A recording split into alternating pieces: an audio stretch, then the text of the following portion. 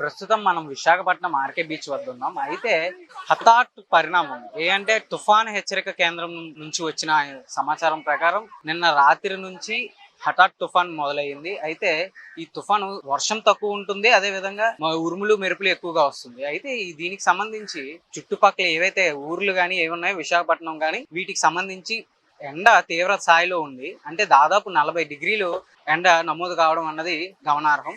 అయితే దీనికి సంబంధించి నిన్నటి వరకు ఎండ కాసింది, కానీ రాత్రి నుంచి హఠాత్ తుఫాన్ అన్నది రావడం జరిగింది. అయితే ఈ తుఫాన్ లో వర్షం బీభత్సం అన్నది ఏం లేకపోయినా కొంతవరకు వర్షం అన్నది ఉంటుంది. అదే విధంగా ఈదురుగాలులు ఎక్కువ, ఉరుములు మెరుపులు ఎక్కువగా వస్తుంది.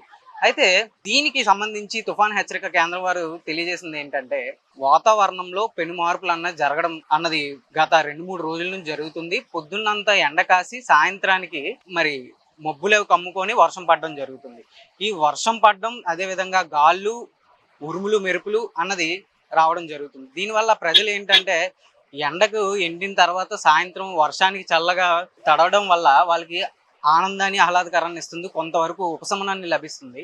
కానీ ఇక్కడే వాతావరణం వారు చెప్పింది ఏంటంటే ఇప్పుడు హఠాత్తుగా తుఫాన్ రావడం వల్ల ప్రజలు కొంచెం అప్రమత్తమై ఉండాలి. మరి ముఖ్యంగా విశాఖపట్నం సముద్ర తీరంలో ఉన్న ప్రజలు ఎవరైతే ఉన్నారో వారు అప్రమత్తంగా ఉండాలి. క్షణక్షణం వాతావరణం అన్నది మారుతూ వస్తుంది.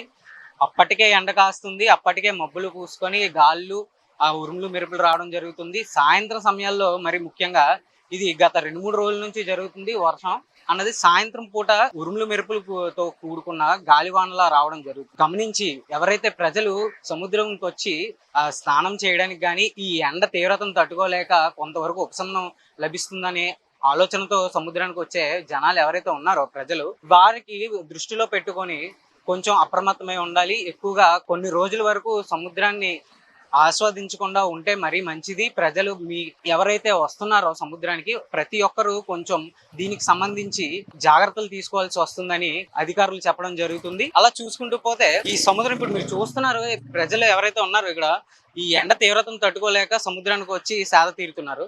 సముద్రం తీరంలో కొంచెం జాగ్రత్తగా ఉండాలి. అదే విధంగా మత్స్యకారులు ఎవరైతే ఉన్నారో సముద్రం పైకి వెళ్ళకపోతే మరీ మంచిది, వెళ్ళొద్దని హెచ్చరిస్తున్నారు వాతావరణ శాఖ వారు. అదే విధంగా ఇప్పుడు ప్రతి నిమిషానికి వాతావరణం అనేది మారుతూ వస్తుంది. ఇప్పటి వరకు మబ్బులు కాసి ఈదురుగారులు వీచి మెరుపులు కూడా రావడం జరిగింది. మరి సడన్ గా ఇప్పటికిప్పుడు ఎండ అన్నది రావడం జరుగుతుంది. నిన్న ఏదైతే ఉందో 40 డిగ్రీలు నమోదు కావడం జరిగింది. మరి ముఖ్యంగా ఇక్కడ విశాఖపట్నం చుట్టుపక్కల ఊర్లు ఏదైతే మధురవాడ, భీమిలి, ఇతర సముద్ర తీర ప్రాంతాలే కానీ విశాఖపట్నంలోను కానీ ఈ ఎండ అన్నది 40 డిగ్రీలకు నమోదు కావడం జరిగింది. మరి ప్రస్తుతం రాత్రి ఏదైతే ఉందో హఠాత్ తుఫాన్ అన్నది రావడం జరిగింది. అంటే ఈదురుగాళ్ళు, వర్షం, ఉరుములు మెరుపులు రావడం జరిగింది. ఇలా చూసుకుంటే ప్రస్తుతం మళ్ళీ ఎండ కాసే అవకాశాలు ఎక్కువ కనబడుతున్నాయి. ప్రజలు ఖచ్చితంగా అప్రమత్తమై ఉండాలని, అదే విధంగా కొంచెం సముద్ర తీరంలో ఉన్నవారు సముద్రానికి దూరంగా ఉండాలి, కొంచెం జాగ్రత్తలు వహించాలని తుఫాన్ హెచ్చరిక కేంద్రం వారు చెప్పడం జరిగింది. కెమెరామెన్ సతీష్ తో Tarun, VBC on TV, Visakhapatnam.